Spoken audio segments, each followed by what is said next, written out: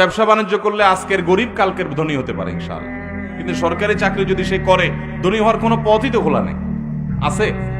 কেমনে ধনী হবে? 2 নম্বর টাকা ছাড়া ধনী হওয়ার রাস্তা আছে? তাহলে আপনি জেনে শুনে আপনার ছেলেকে, আপনার মেয়েকে হয় একটা, আমি বলছি না যে সরকারি চাকরি করলে সবাই অসৎ হয়, খবরদার, ভুল বুঝবেন না।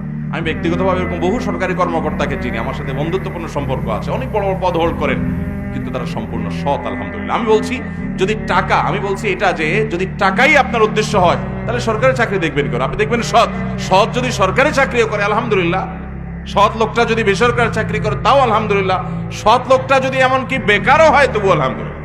সরকারি শুধু খুঁজতেছেন তার মানে আপনি ঘুষখোর খুঁজতেছেন।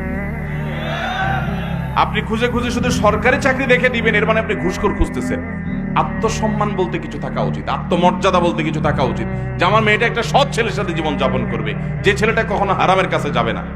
চেষ্টা করবেন তো মেয়ের বাবারা ইনশাআল্লাহ। যে ভাই প্রশ্ন করেছেন, যে ড্রাইভার ভাই, তার মনের কষ্ট